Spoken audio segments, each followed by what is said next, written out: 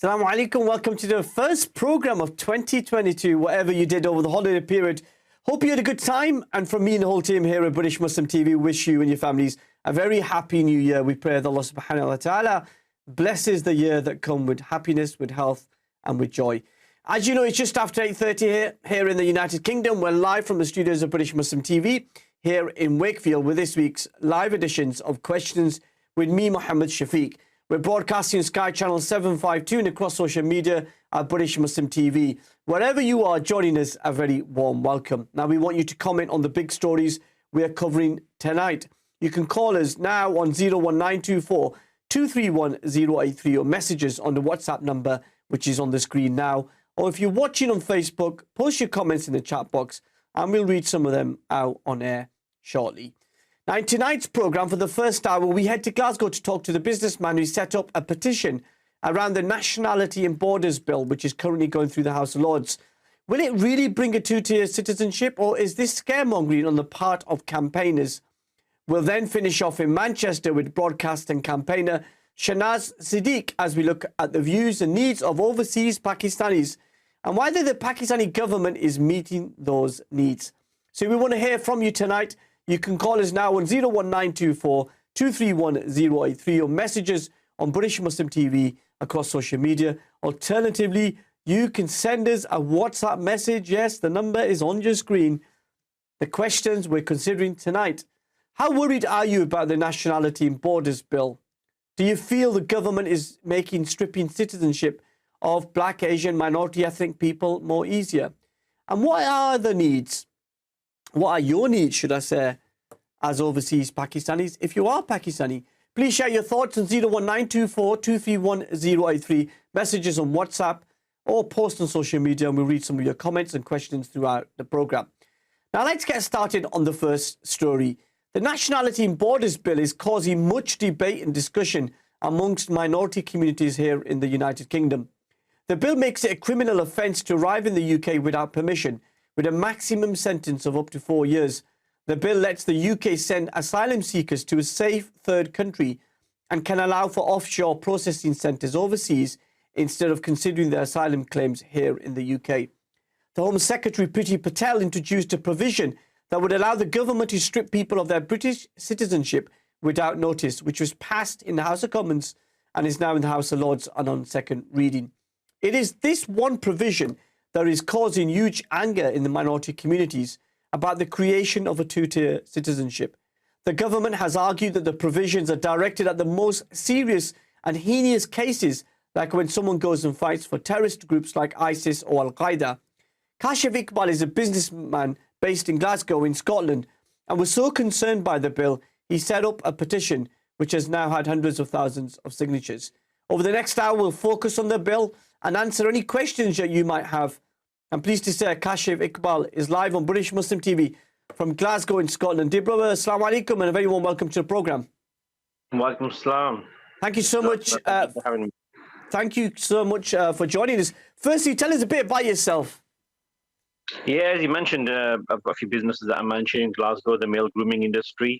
So yeah, basically with regards to this petition, it was a good few weeks ago, about 6 weeks ago, roughly, when I started it, when the news first came out with regards to Priti Patel, you know, the Home Office bringing this draconian measure.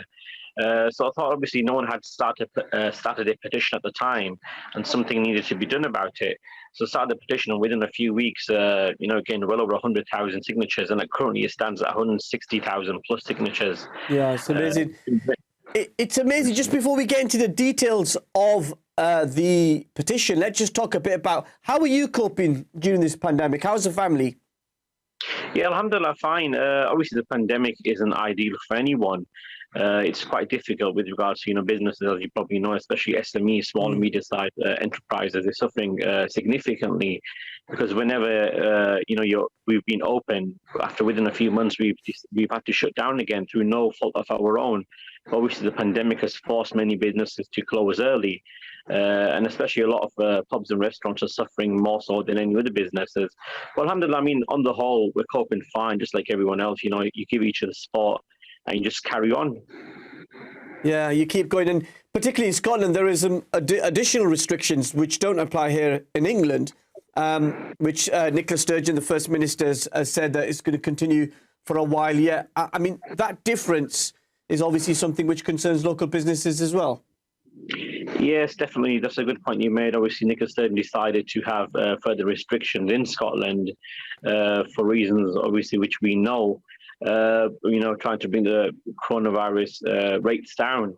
So a lot of businesses are suffering tremendously with that, but hopefully they're wanting more sport. But compared to the sport, the sport they are getting compared to what they can earn is insignificant. Because obviously, especially over the Christmas period, many of the businesses here and in the New Year in Scotland were closed.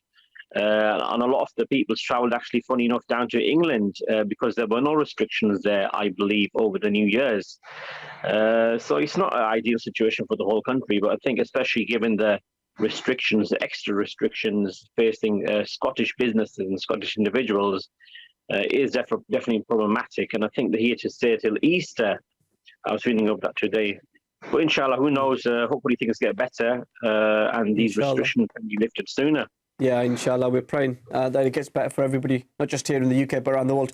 Now, tell us, where did you hear about the changes in the Nationality and Borders Bill? It was on The Guardian, yeah. When I had read The Guardian last year, that's when it first popped up onto my screen. Because, I mean, if you don't mind me asking, what are your political inklings? Which way do you kind of swing politically on the spectrum?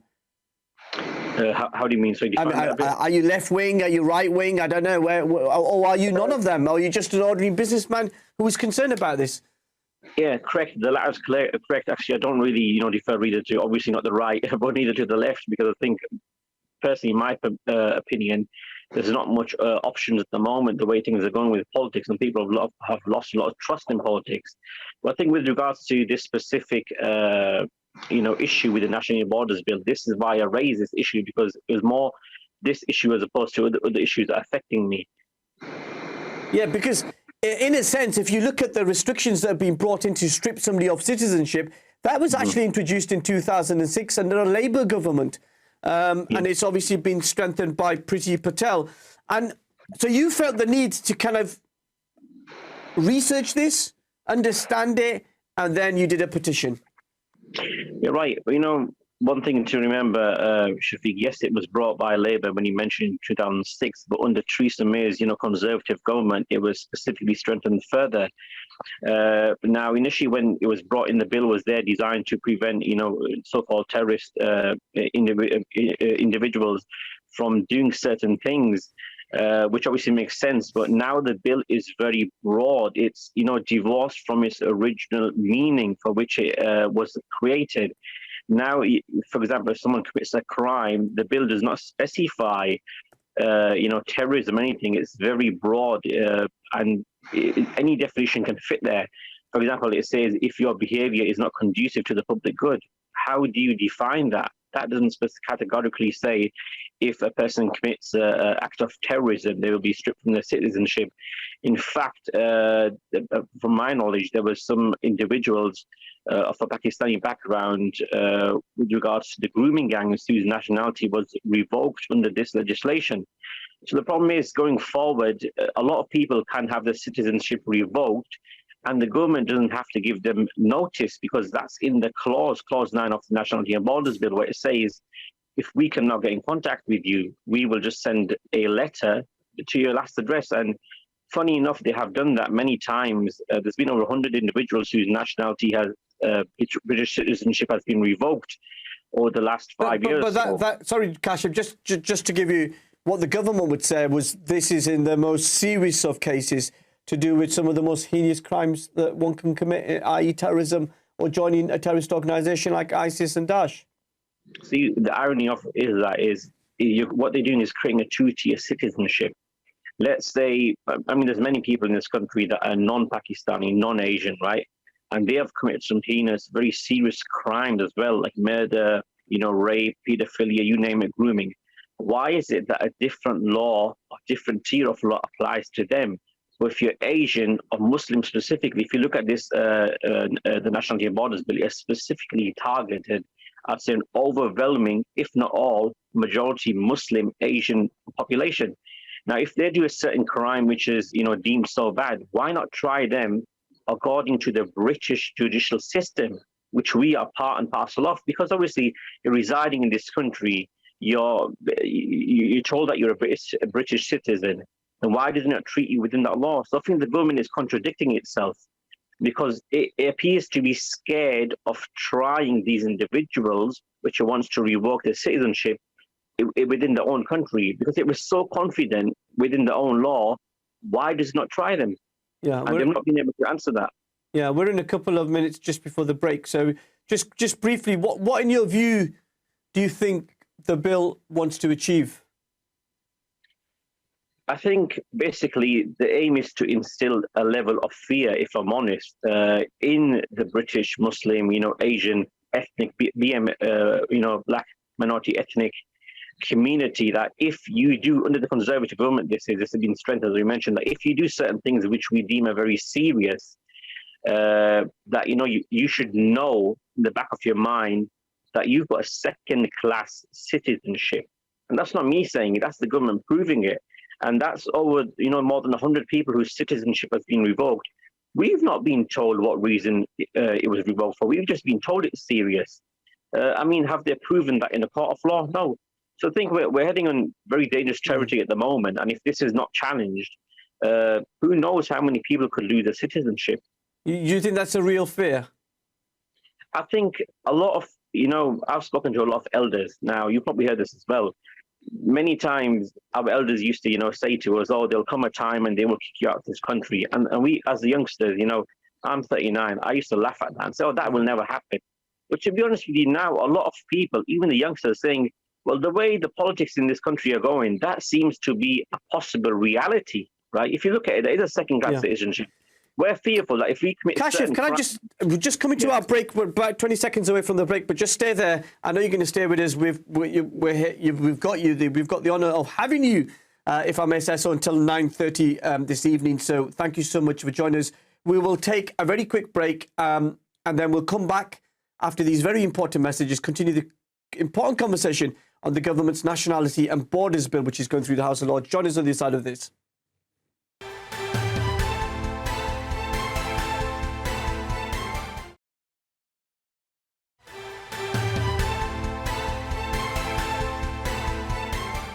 Assalamu alaikum, welcome back to Questions with me, Mohammed, Shafiq, exclusively here on British Muslim TV, live from our studios here in Wakefield. We're taking your calls now on 01924 231083, or get in touch with us on social media. Our handles are British Muslim TV. Now, we've got an exclusive conversation with Kashif Iqbal, who is my special guest joining us live from Glasgow. Now, Kashif, before the break, you were telling me about your views on the bill. Don't you accept that a government has the ultimate responsibility, the most solemn responsibility, is to protect its citizens from terrorism and violence and provide that security? And this bill is one way to protect the British people from terrorism and heinous crimes. I agree the government has a responsibility to protect its people, but what it does not have a responsibility is to do something obviously which is illegal. And that is more specifically revoking the citizenship of people that are its own citizens, right? Which is against international law.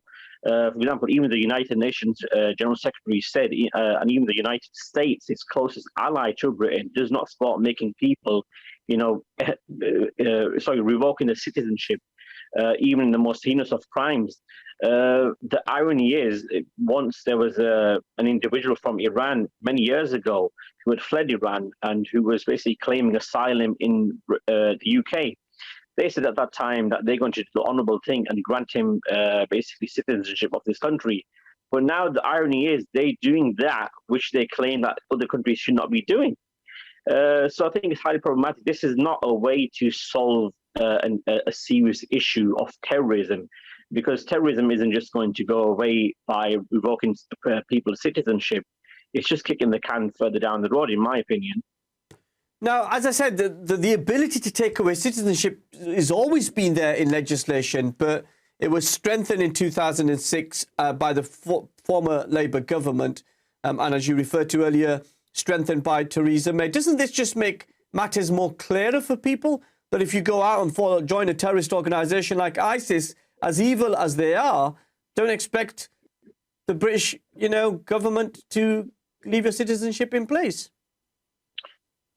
You're right. Obviously, the Labour government started, as I mentioned earlier, that was for very serious crimes. But I think what's happened recently, especially with the explosion of social media, and people are more aware of this issue now, which is why there's a greater uproar. Before, it wasn't in the mainstream; it was quite a quiet bill which was there. But the problem is now the government is going a step further. This is why there's uproar, because now the government don't even want to give you a notice, which is a very big issue, because you see, justice demands that you give notice to someone. For example, you can't just label someone a murderer, right, and say you're going to jail, and when the person says, "What's the evidence?" you say, "Oh, we have none." This is effectively what they're doing right now. For example, the government might claim that you've committed a terrorist atrocity, or you're planning to do something, or your views or your actions do not align with the norms and morals of this country. So the next minute, when you're in Pakistan or wherever you may be, when you come to the airport, you'll find your passport doesn't work. Now, how is that fair? How is that, under international or any law fair, that they just believe you're doing something wrong without even giving you notice, without even giving you the right to appeal, right? In this country, there's serial murderers, killers, rapists. Even they're allowed to know the evidence against them, and they're allowed to appeal. But you might not get the notice, but you can still appeal the decision through the courts. And the Home Secretary is held to account through the legal system. Let's just take a call. Adam is joining us from Leicester. Adam, assalamu alaikum. Welcome to the program. Wa alaikum salam wa rahmatullahi ta'ala wa barakatuh, brother. Welcome. What would you like to say? Yes, regarding revoking the citizenship of a British national who has traveled outside or who has committed a certain crime and been sent to prison. And after serving his sentence or whatever it is, the new laws that are being put in place to revoke some people's of their British national citizenship is illegal under international law. We have people who are stateless.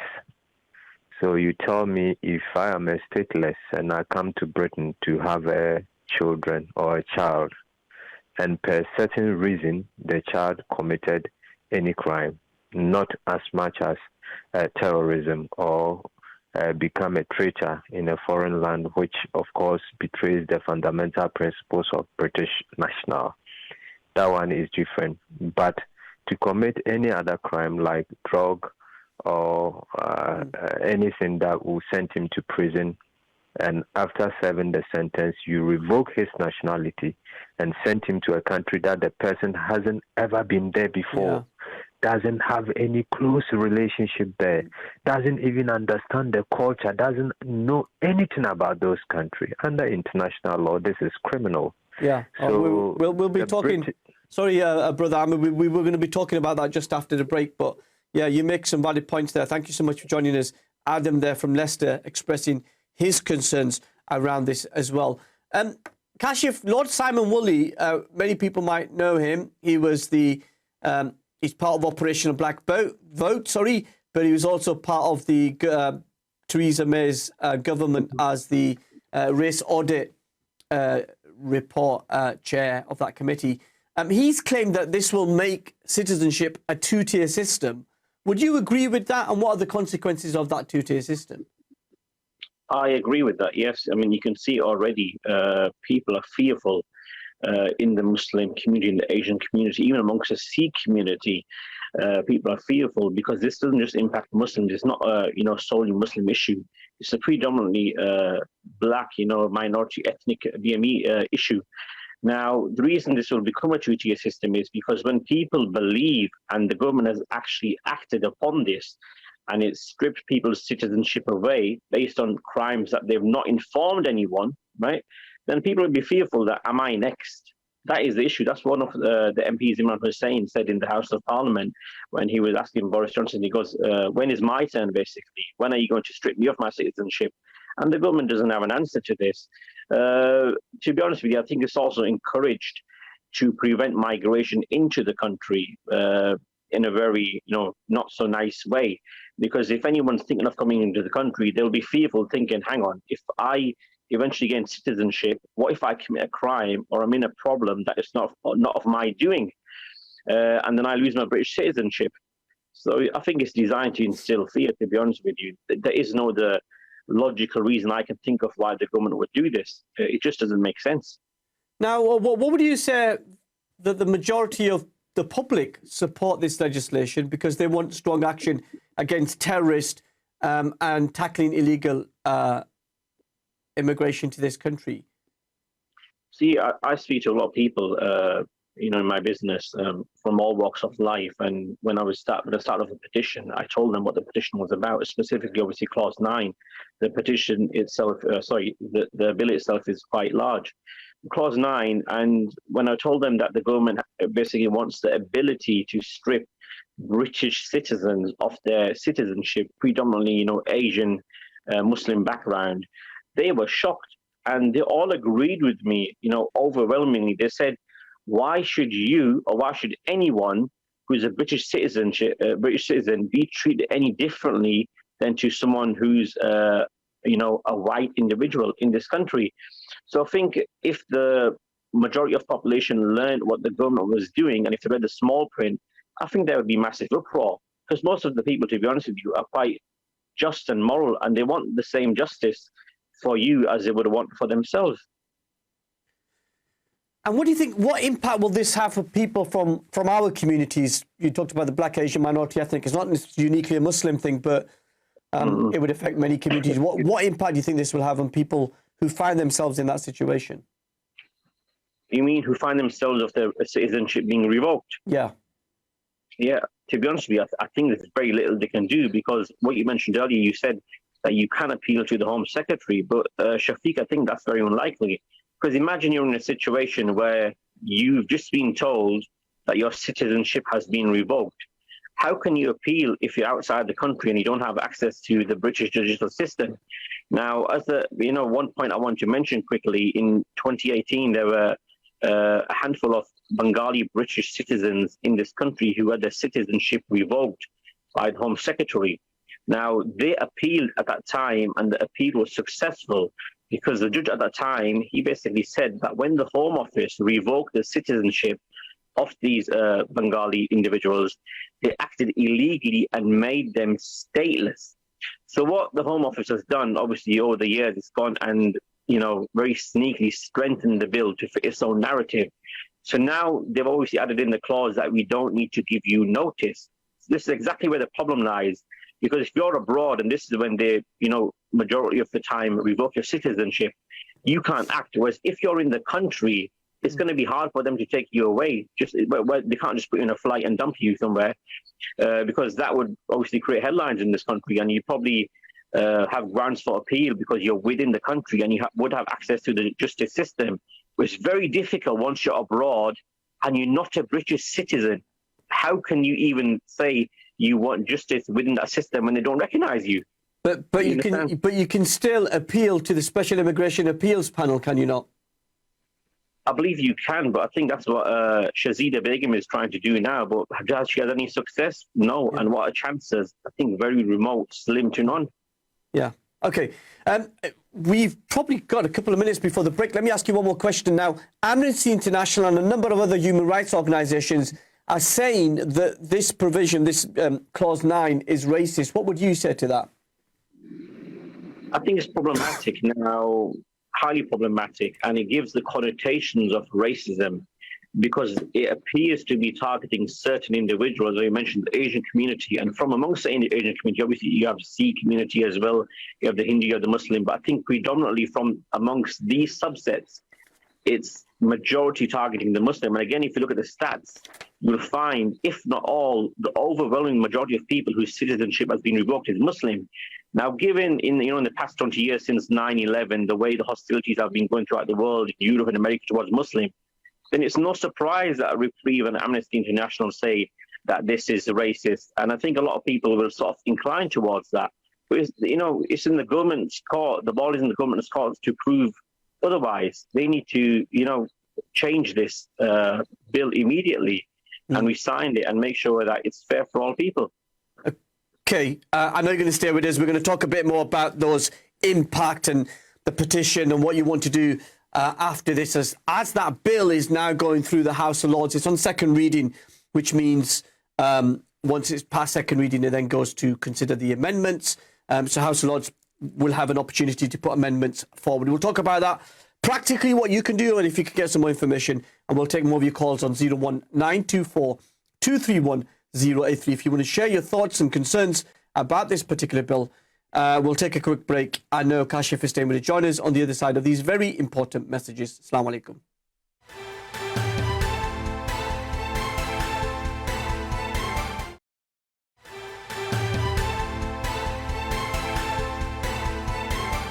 Welcome back to Questions with me, Mohammed Shafiq, exclusively here on British Muslim TV.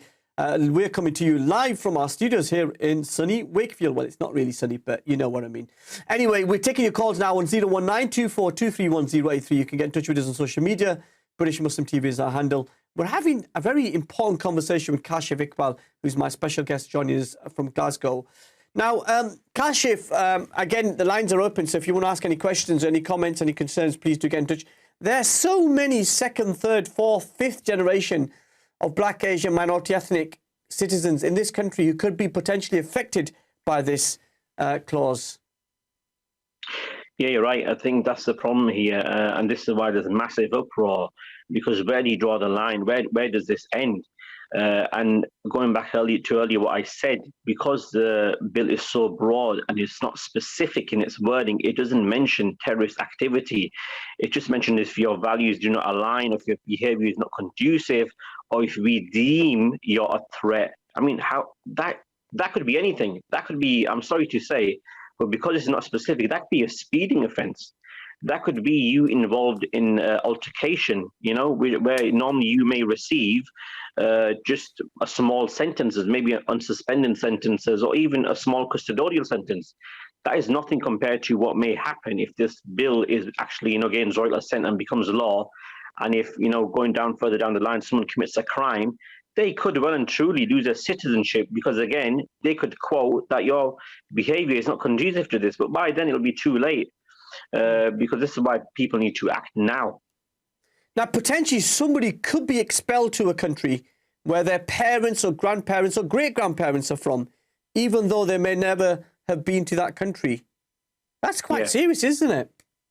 It's very draconian. It's unethical. It makes no sense. And it's actually against international law, because you cannot make a person stateless. Especially if they have never ever been to a country, they've got no family ties, no business ties, nothing. You're basically just picking them up from one country and literally dumping them in another.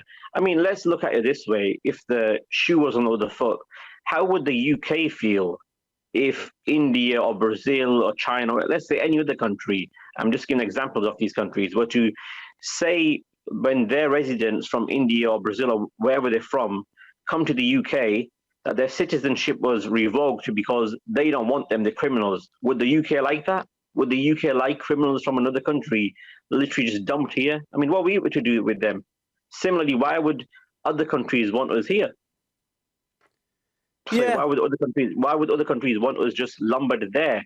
You've got to take responsibility for your citizens, for their actions.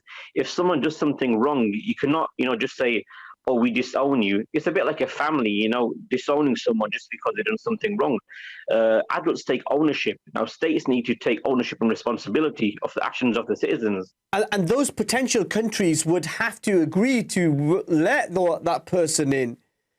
And there are reports, and unconfirmed reports here, that that the government could use a number of tools, including withdrawing visa rights to that country if people are not taken back in that way. And I know it's not connected to this particular case, but talking about asylum case, immigration case more generally.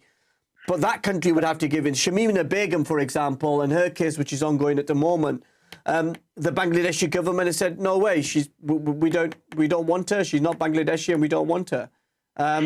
Yet there's still. Sorry. So no, please go ahead. I just wanted your reaction to that. It's what you call a carrot and stick approach, isn't it? That you do our bidding, we'll give you this. you fail, and there's consequences.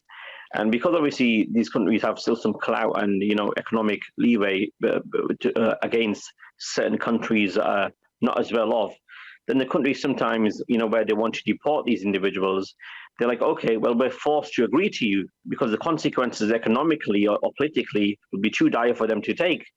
So unfortunately, what can they do? Yeah.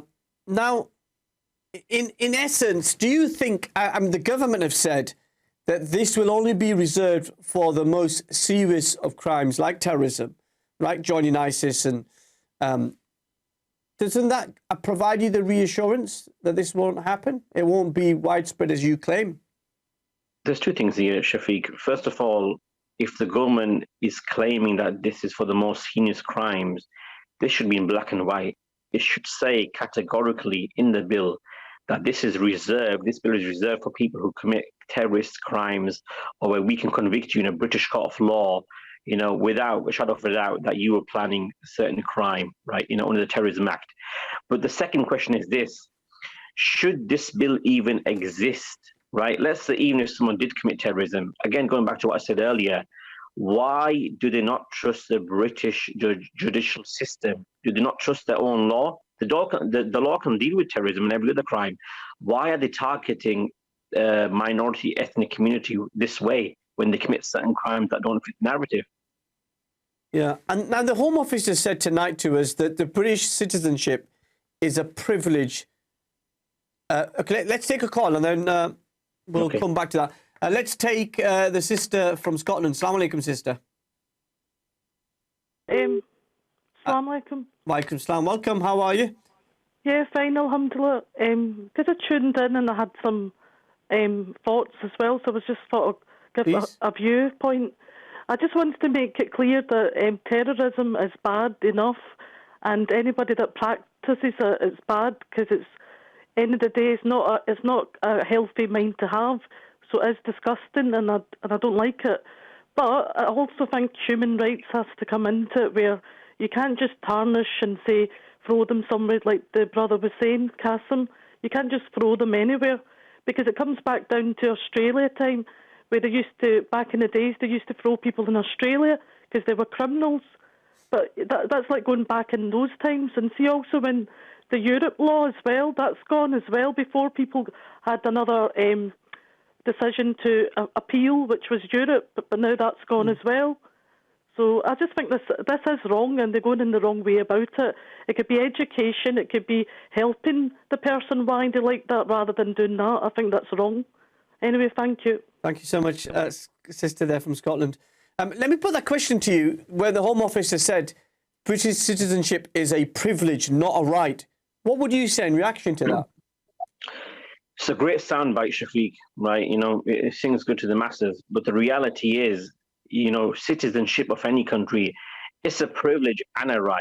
The United Nations Secretary, he rebuked Theresa May, because this is what the Theresa May government came out with about a number of years ago, when they were told, what are you doing with this? And she said, this is a privilege.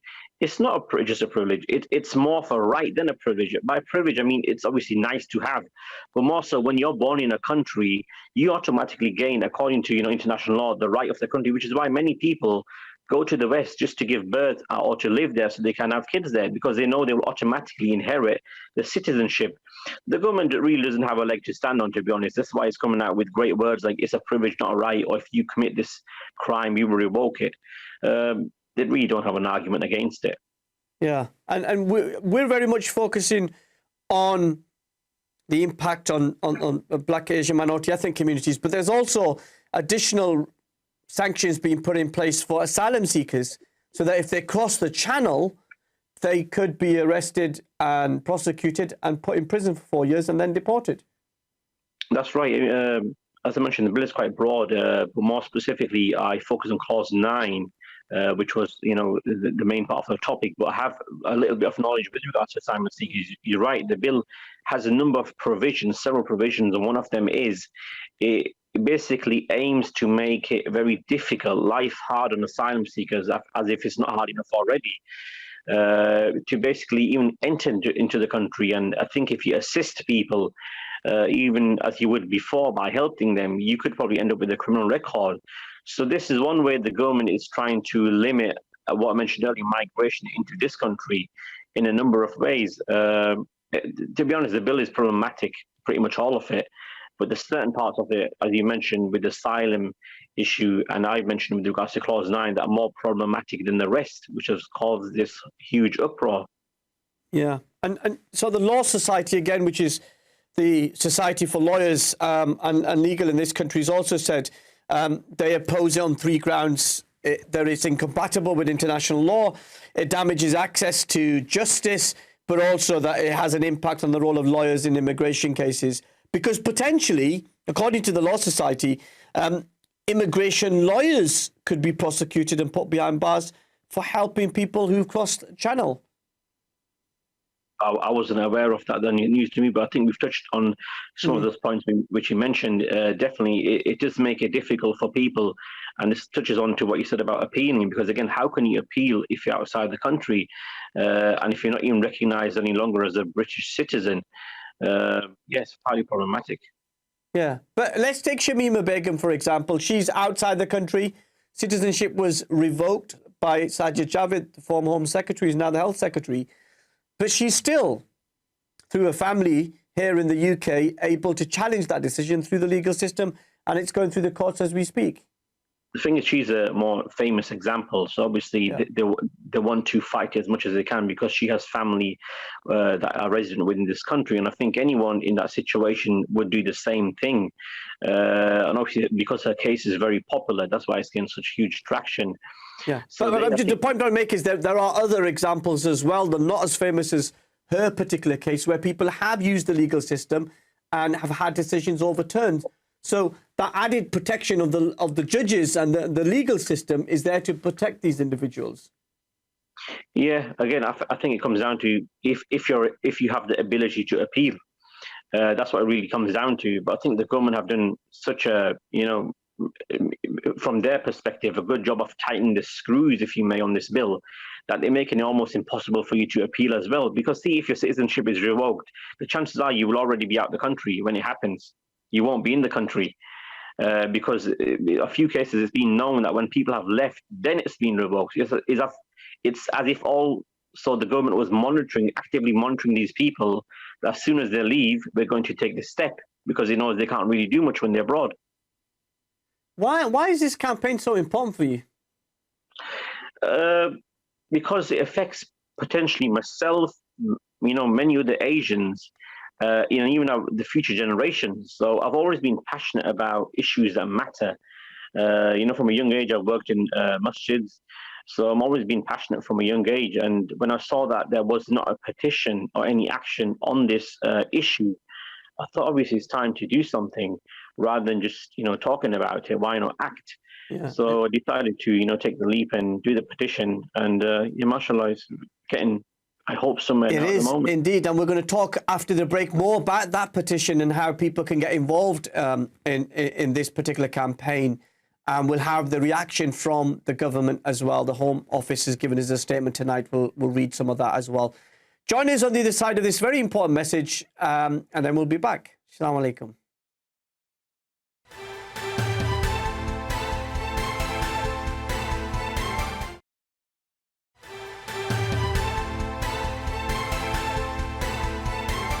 Assalamu alaikum, welcome back to Questions with me, Mohammed. We're here on British Muslim TV talking exclusively about the Nationality and Borders Bill. This is going through the Parliament, and as you may, if you don't know, but it goes through the House of Commons, various stages, has passed those stages, and now it's in the House of Lords. They'll consider the amendments. If there are any amendments, we'll look at and make alternative viewpoints, and then go back to the House of Commons. So it's an interesting thing. Now, tonight, we asked the Home Office for a statement in response to this programme. And we asked if a minister would want to come on and talk to us tonight, and to you at home. Nobody was available to come on. But they did issue us a statement, and I'm going to read the statement to you. It says, British citizenship is a privilege, not a right. Deprivation of citizenship on conducive grounds is rightly reserved for those who pose a threat to the UK and whose conduct involves very high harm. The Nationality and Borders Bill will amend the law so citizenship can be deprived where it is not practicable to give notice. For example, if there's no way of communicating with that particular person. Kashif, after hearing that statement, are you reassured? No, not at all. And I think a lot of the points you mentioned, except one, we've sort of covered them. Where they mentioned that, where it's not conducive to give notice, I think that is the core contention here. Because there have been a few cases when I was doing research where the government has said we had a last known address of the people whose citizenship they revoked. We sent a letter there.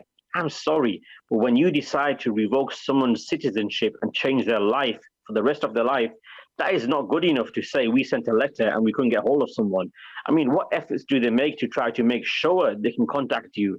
Again, the government just doesn't want to contact you because then they can revoke your citizenship without notice. Whereas had they contacted you, maybe you would have grounds to appeal. It's again, I'm not really shocked by the government issuing that statement because they're just trying to cover themselves. But if you read through the small print, you can see straight through it. It's just a sham. Yeah, because the bill is in the House of Lords at the moment, as I outlined just as we came back from the break. What can people do to raise this? Because obviously, in the House of Commons, you're represented by an MP. You can make representations to MPs. Apart from the petition, are you involved in any sort of activity to lobby members of the House of Lords? Not the House of Lords, more the House of Parliament. You're right. I believe it's today, the 5th of Jan. Is it 5th today? I believe it is. It's gone through its 3rd reading today. I've not had the time to look at the minutes of what had transpired today. But after this, it's going to go through another reading, which is a line-by-line reading of the entire bill, which is roughly about 88 pages long. And if there's any amendments, obviously they'll be taken into consideration. So just to correct you, it's just past 2nd reading today. Now it goes into the sort of bill amendment by amendment, line by line, which is going to happen from tomorrow. Yeah. Okay, I was ahead of myself there. Yeah. Okay, yeah. So what was the question again? Just losing my train of thought. So I'm just trying to understand. Obviously you're lobbying members of the House of Commons. Yes, that's it. House of Lords is now considering this, and a number of members of the House of Lords are raising this, and potentially with amendments as well. Tell us a bit about the petition. You've got over 160,000 people who've signed it. That's a significant amount of people. Yeah, that is very significant. It's a lot of people. So what I have done regular updates to all of the basically people who have signed the petition and told them what to do. The most important thing that people can do right now, remember, laws can change. These are not set in stone, and there have been examples of the past where laws have had to change because people were against them, or there's massive uproar and outcry. And this is what we want to happen with this. We want to prevent this becoming law in the first place. And how can people do that? Remember, even though it's gone to the House of Lords, it's not gained royal assent. It's not law per se at the moment.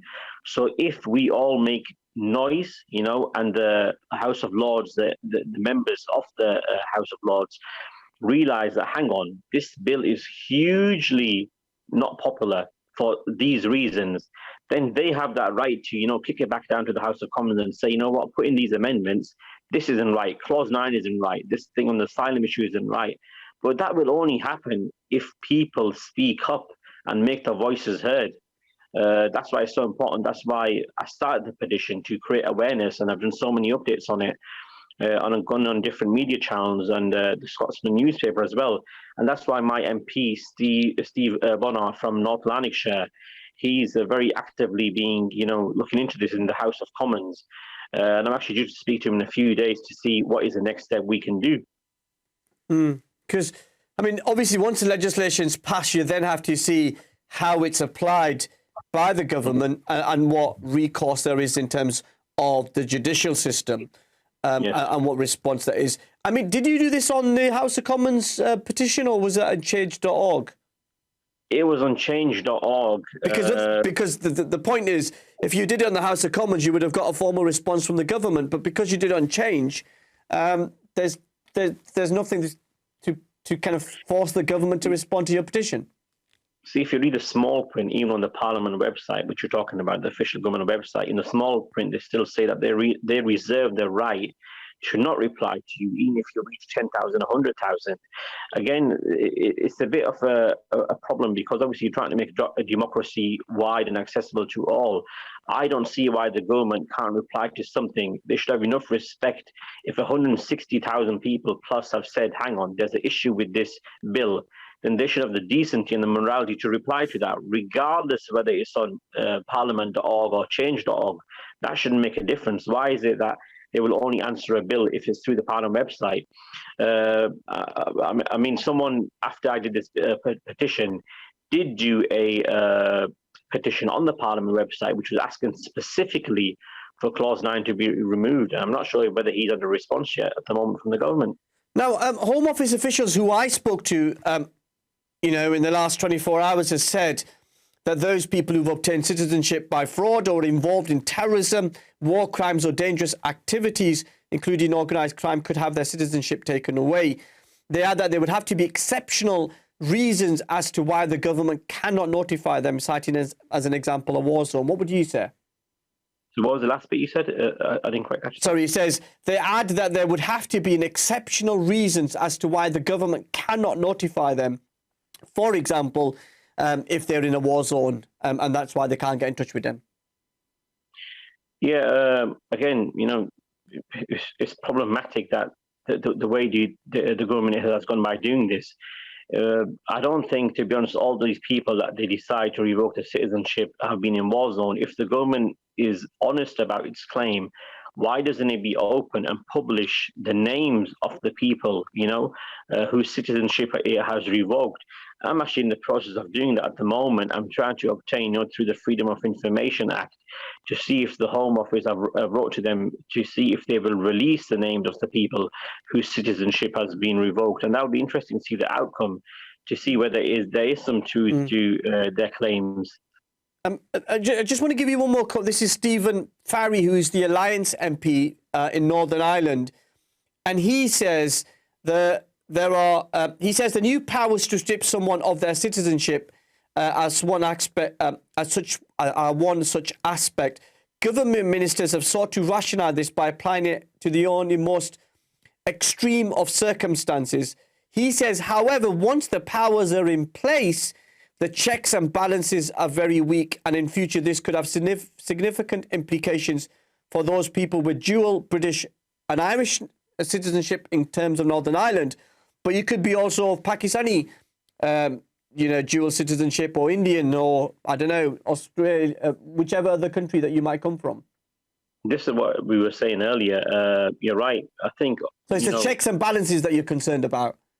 Even before that, as I mentioned, the bill is very broad. It has no checks and balances. It's very vague. You can put anything in there.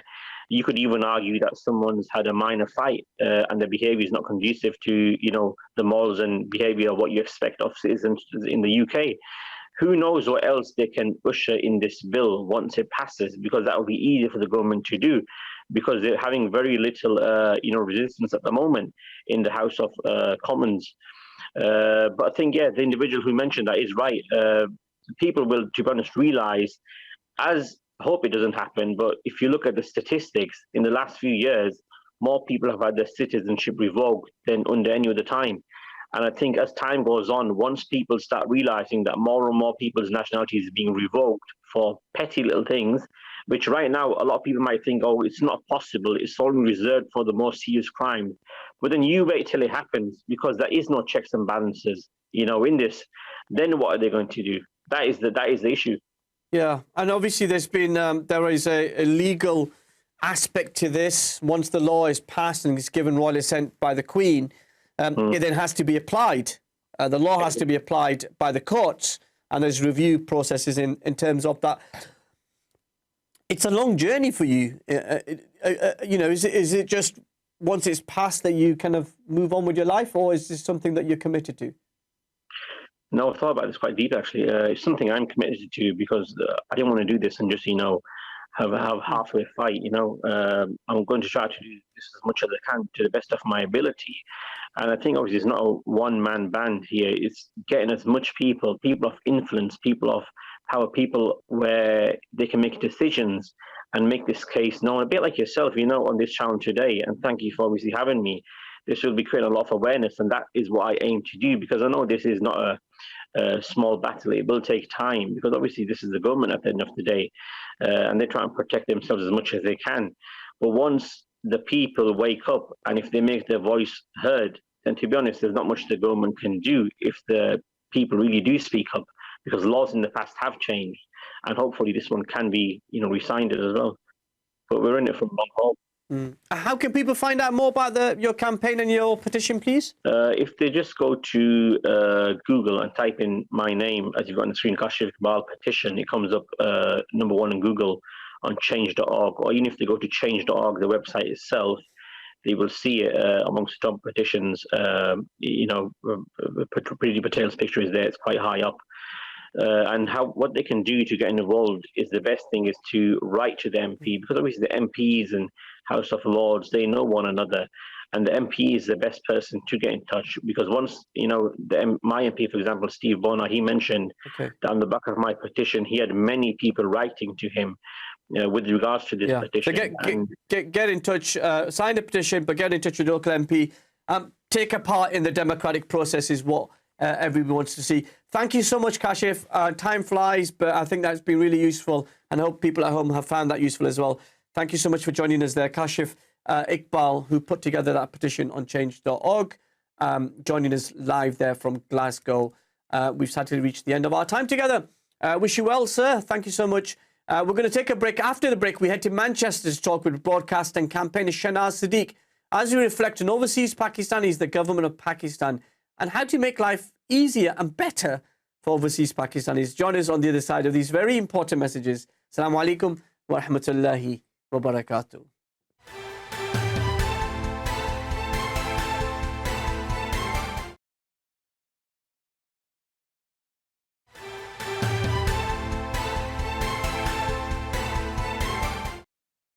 Assalamu alaikum, welcome back to Questions with me, Mohammed Shafiq, exclusively here on British Muslim TV. Now let's move on to our final story. As I said, if you want to share your thoughts about the Nationality and Borders Bill, but also if you just want to share your thoughts in the programme, you can do so on 01924231083. As I said, let's move on.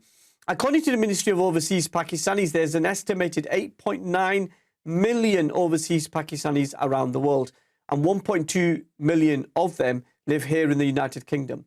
So how can you review what the Pakistani government is doing for overseas Pakistanis? Does the plans that they've announced to give them the vote in federal elections help them feel valued?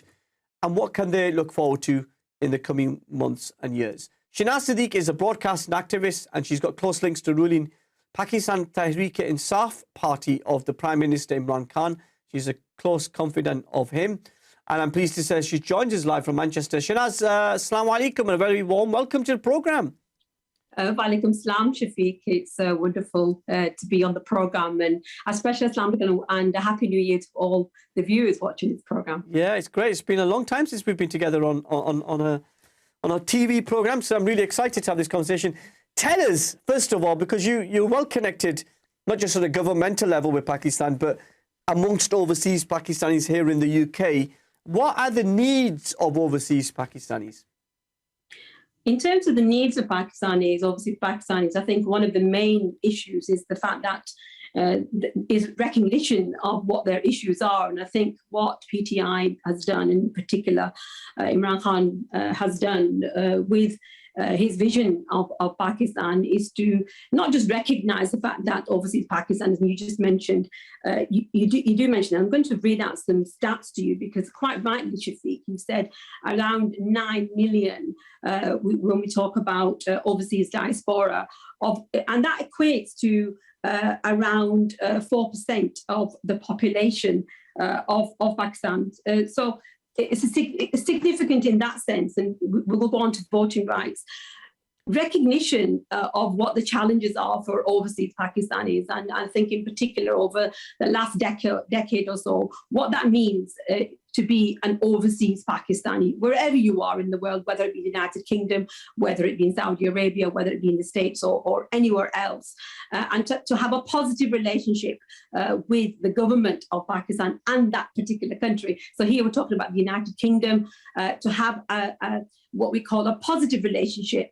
And that, we work in media, it means in terms of what we see, hear, and evident in the media. And because that is, I believe, the actual starting point for all positive relationships. And it affects us on a day-to-day basis. I think that is a starting point. Yeah.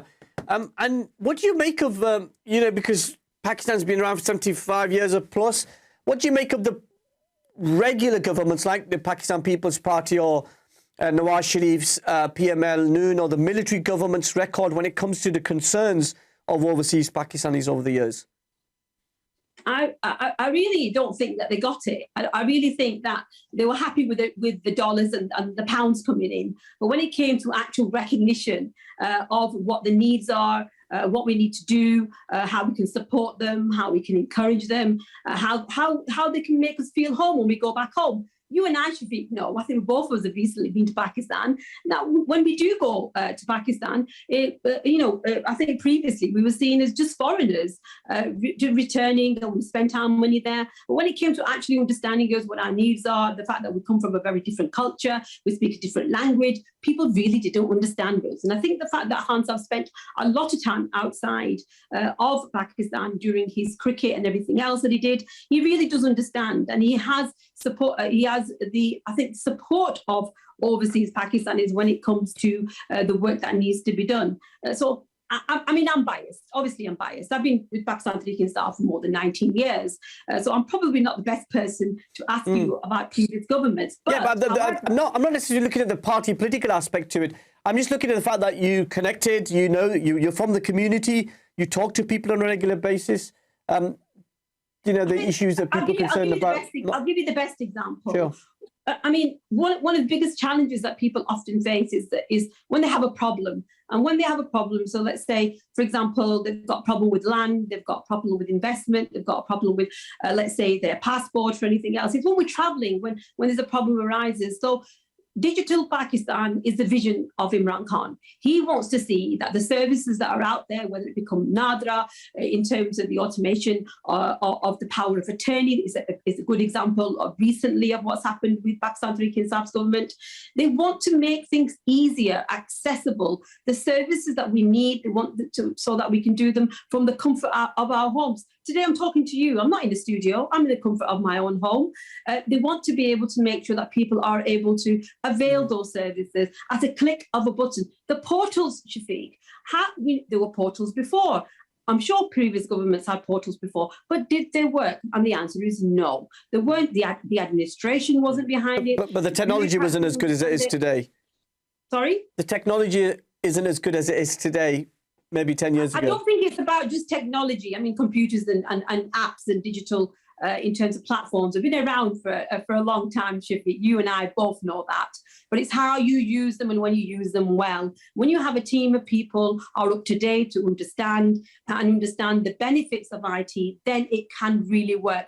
And you need to train people. I recently went to Pakistan and I worked very closely with a team of people who were visiting the Overseas Punjab Commission, and we visited the centres, we visited the actual facilities, and you could see that people actually understood them. So when we talked about portals, when we talked about logging in, when we talked about how people could upload their documents to make it easy, we were talking to people that understood the same language, and that's what people want. They want services that are efficient and quick and hassle-free. And I think that's the biggest change that we've seen with this government. Now, the government of Imran Khan has been in office since 2018. It's been very vocal as a political movement on overseas Pakistanis. What do you think it's achieved so far for overseas Pakistanis?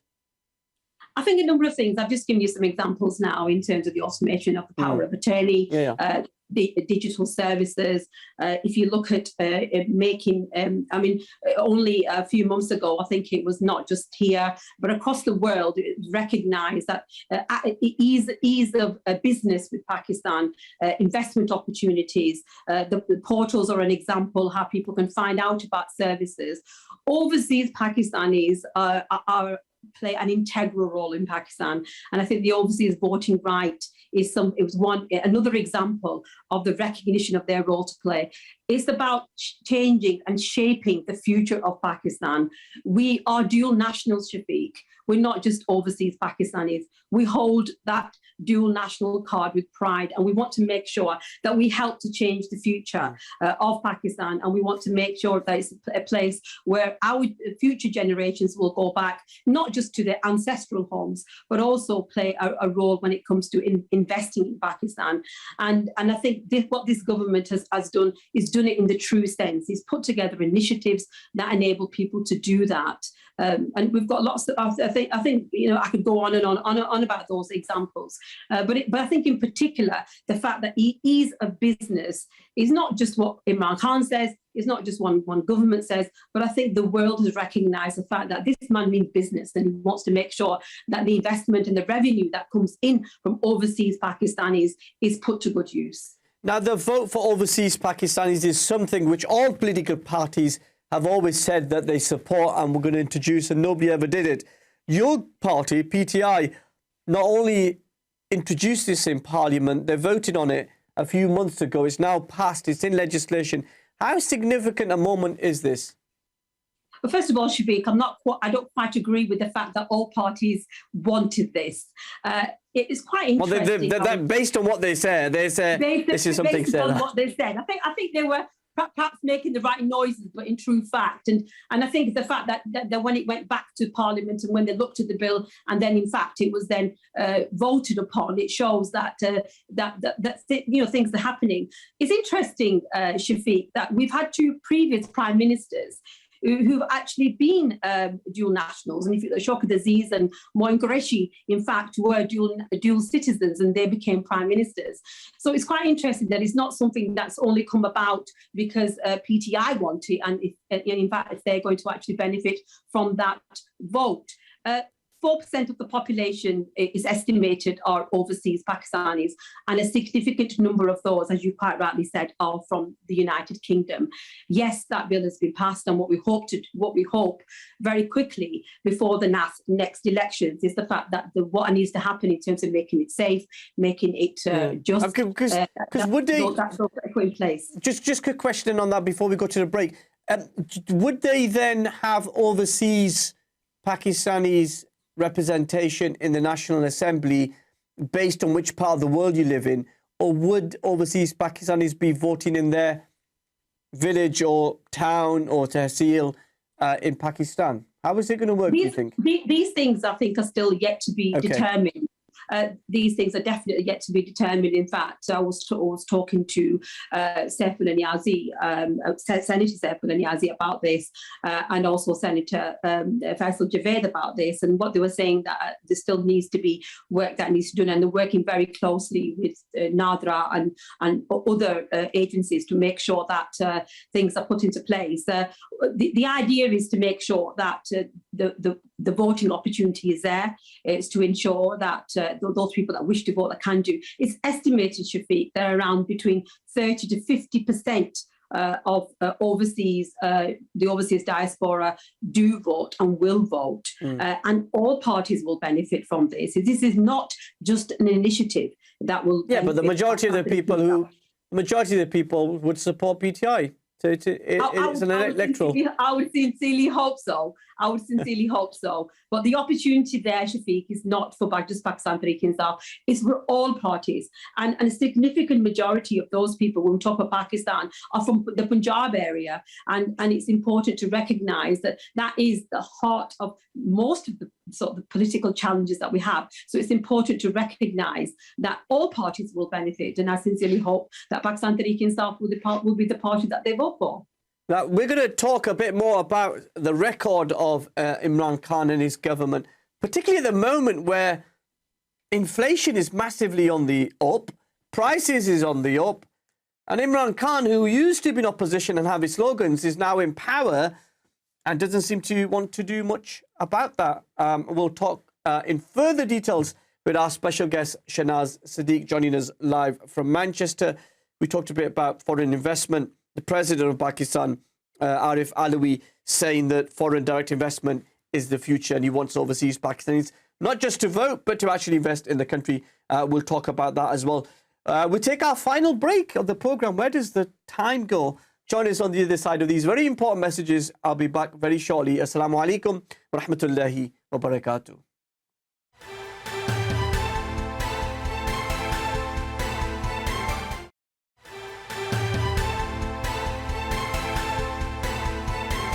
Welcome back to Questions with me, Mohammed Shafiq. My special guest, Shanaz Saddique, is joining us live from Manchester, the broadcaster and campaigner. Let's open the lines and take some of your comments and calls if you want on 01924. Put my teeth back in. 01924 231 083. I just wanted to, Shanaz, talk a bit about, you had the general election in 2018, which Imran Khan and his coalition partners formed a government for the first time, both centrally in obviously Khyber Pakhtunkhwa as well as in Punjab. Tell us, your party got a bit drubbing in KPK in the local elections there in the province. Yes, it did. And I think that straight after, we've seen what's happened is the fact that the chairman of the party, who is also the Prime Minister, Imran Khan, started to look at what needs to be done. I think it's very difficult to see to actually put things into perspective. Of course, there are local elections. We've got the general election coming up. And you do see that people change in the sense of what's happening around them. I think one of the biggest challenges that we've got is how to work with local people in the sense that historically, for example, Khyber Pakhtunkhwa, it's no news that they have significant connections with the religious organizations and the people that represent, that work with those. So I think that what BTI is doing, and I think in particular what Hans is saying, is that we need not to see organizations and institutions such as religious scholars and organizations as opposition, but work with them. And where is so are you going to work with Mufti Fazl Rahman then? I'm not quite sure if we're going to work with Mufti Fazl Rahman or any particular Mufti. I think the point that I'm trying to make is that he's a guy that beat you in the election. Rather than seeing politics and religion two separate entities, is to try and find a balanced equilibrium where we work with them. And just as Hans always says, a Pakistan, not two Pakistans, is to make sure that not just within local elections, but across the field, whether it comes to education, whether it comes to health, is that we have one policy and we try and bring people together. So I'll give you an example. Shafiq, if I can give you this example, please. Sure. I went into a restaurant recently in Pakistan, and a young man, he happened to be from KPK, and we asked him, what's happening locally? Obviously, the elections had happened, and it is what it is. And we said, who do people vote for? And he said, well, the people that are educated work for PTI, but the rest of them, they vote for the religious scholars. Now, that made me think, why should we? Why have we got this imbalance of people's understanding? Okay. And why can't we work with religious scholars? Shanaz, why can't we work with them? Yeah. I've got a comment I want to put to you, and I've also got a call. So let's take the call and then we'll take the comments. Assalamu alaikum, you're live on British Muslim TV. Assalamu alaikum. I just wanted to mention that for ourselves, we don't even, like, my family's from Pakistan. I don't even know my family tree. And I think a lot of people don't know the family tree and history, where they come from. But I wanted to say, Shanaz, she's got a good idea and she's going the right way about it. And I hope whatever she's saying, it does happen, because it's a good idea. Thank you. Thank you so much. So Shanaz, some positive feedback there from you. But also Shaki Hussain says, giving the overseas Pakistanis the right to vote is election engineering, as the PTI know they have support outside Pakistan, while mainland Pakistanis are dying of hunger and the cost of living. And that's the reason why you lost that election. Would you agree with that? No, I wouldn't agree with that. Like I said earlier, is that no election commission is going to allow any kind of engineering. Let's put it that way to start with. Overseas Pakistanis are overseas Pakistanis, and being dual nationals, they have been given the right to vote, and all parties will benefit in one way or another. The fact that people believe that they will vote Pakistan Tehreek-e-Insaf or Imran Khan's government is a positive sign, in the sense that people believe in the fact that we have a leader who is not corrupt, a leader that understands overseas Pakistanis, a leader that not just takes their remittance and says thank you very much, but then is not looking to reinvest it in Pakistan and making sure that the facilities and services for overseas are not availed for them. So that's the first thing. In terms of people dying of hunger, Shafiq, you know, and I know that inflation is an issue worldwide. Hunger is an issue worldwide. The cost of living in the United Kingdom, and the fact that people's pensions, universal credit has been reduced, people are going to food banks during the pandemic. Well, in Pakistan, there is no food banks, is there? For the majority of people, at the same time, Shafiq, they're struggling. At the same time, Shafiq, we have a government for the first time that is during the pandemic, and that is something that has been recognised worldwide through the Sehat card, through the ration card, is trying to help its population. Not only is it supporting them, but it's helping them by giving them something that they could. And what are those things that is supporting them through bad times? Health is the biggest issue that people have. And yes, people are hungry, but when people are hungry, how are they affected? Is their health. So the Sehat card is one prime example of how this government is working to help its most underprivileged. I'm not talking about the privilege. We're not talking about everybody. The most underprivileged and deprived communities across. But the ruling class, the ruling PTI class, don't really know what it's like not to have food, put food on the table, because they're living in the. Can I just make this point? They're living in their government mansions. They're driving in their cars and government-approved cars, and their life of luxury, whilst the rest of Pakistan is mired in low prices. The ruling class worldwide don't understand what it's like to be hungry. So you accept my pushback. The ruling class in this country don't even understand what it's like to be hungry, because they've never felt the pain. And when you go across Pakistan, you go across the provinces, you do see examples of it. There's no denial of that. But what this government is trying to do is trying to fix a system that has been corrupt, eroded, and here we go, the corruption again. Used again and again, as you said, for more than 7 decades. It's not a fix overnight, Shafiq. And Councillor Doctor is right that people are hungry. But what this government is doing, Shafiq, if I may say so, what this government is doing is, first of all, recognise it, doesn't deny it, and is actually trying to do something about it. Okay. And I'm sure there's a different viewpoint from the opposition parties who say you're not really doing anything on that. But anyway, so just tell me, what do you make of the recent election results in Azad Kashmir? Azad Kashmir is the bit which is aligned with Pakistan. They had the elections. Your party scored a landslide victory there. A new Prime Minister who I had the honour of meeting in October. What do you make of that election results and how important is it? I mean, it's absolutely fantastic, obviously, for Pakistan Tehreek-e-Insaf. I was there during the last elections, and then we've just had these elections. And only a few weeks ago, I've just met the new Prime Minister of Azad Kashmir, a very humble, grounded gentleman, if I must say so. And the first thing I said to him is, what can we do to support you? It's not about what they can give to us, it's how we can work with them. Obviously, we have a significant diaspora from Azad Kashmir in the United Kingdom. Many of them have ancestral investment, and they have land there. They're looking for opportunities. And straight away, he was able to say to me, tell people about hydropower, tell people about tourism, tell people about what we can do together. So it's a very positive sign that they're not just looking for people to come and build private hospitals and education institutions. They're actually looking for people who have a trade background, who have a business background, who have an education and health background to work with the government of Azad Kashmir to make that difference, just as we're seeing in Pakistan, to see also that in Azad Kashmir. So we've got lots of comments coming through on Twitter. I just want to give you one theme which is coming up. It says, PTI promised so much for the common man, yet the gap between the rich and the poor has widened since PTI came into government. What would you say? I mean, I would say that I don't believe that it has widened. I think that it's become more evident that we need to do something about it.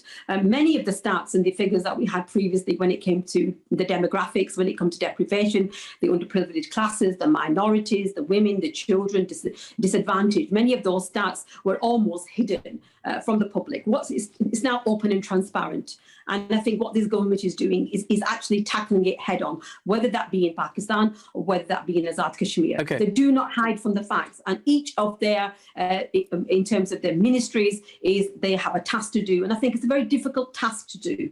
To fix something overnight is not something that the government promised it would do. And I think that we've got move forward. Sorry, we've got less than 3 minutes left. And I just wanted to get one final question in. Now, no Pakistan Prime Minister has ever served a full 5-year term. Political parties have served full 5 term. The People's Party had a 5-year term, and as did the outgoing Pakistan Muslim League Noon, who had a 5-year term as well. Do you think Imran Khan will be the first Prime Minister in Pakistan history to complete his first 5 years? Absolutely. Imran Khan is not an ordinary person. Imran Khan is a fighter. Imran Khan has gone through many challenges, and he will continue to go through challenges, and he recognizes that, and he understands that, and I think what he's doing, and if you look at his cabinet, if you look at the way he's doing his governance, it's evolving. It's not static. It evolves. He recognizes what things that need to be done. So I think the fact that he is doing that. You said something earlier on, and I think many people say that no matter what you say about Pakistan Tehreek Insaf, and no matter what you say about the governance, one thing that people will say, and that is not just the people that follow Imran Khan, but even the opposition, that he is he's not corrupt, and I think that matters. Just for our viewers, I'm just going to add to the. Sorry if I can add to that. I just saying that was based for our viewers' sake. We were talking during the break. That's based on the conversations I had when I was in Pakistan in October. Lots of people saying that, life is tough, but at least he's honest, unlike his predecessors. And these are people, Shafiq, that, in my recent visit and in previous visits and the work that I do here, these are people that may not necessarily vote for Pakistan Tehreek Insaf, but they believe in Imran Khan. They believe in his vision. They believe in Riyasat-e-Medina. They believe in the fact that he wants to change Pakistan. So these are not just people within PTI, or we want to convert them to people that believe in PTI, and that's what we'll continue to do. And I believe that the new voting rights for overseas Pakistani diaspora will help to enable people to make that right choice, is the fact that they believe in his leadership. Okay. And that means something, Shafiq. Well, thank you so much. We've reached the end of our time together. Thank you so much. I really enjoyed that, and I hope we can get you back on soon again to continue the conversation. Thank you so much. We've reached the end of the programme. Thank you to Kashif, Iqbal, and also there to Shanaz, Saddique joining us tonight. We're back on screen next Wednesday at the same time of 8:30. To everybody behind the scenes, thank you so much for all the help that you do here in the studio. From me, Mohammed, Shafiq, and the whole team here at British Muslim TV. Thank you so much for joining us. Have a great week. Take care of yourself and each other. Assalamu alaikum wa rahmatullahi wa barakatuh.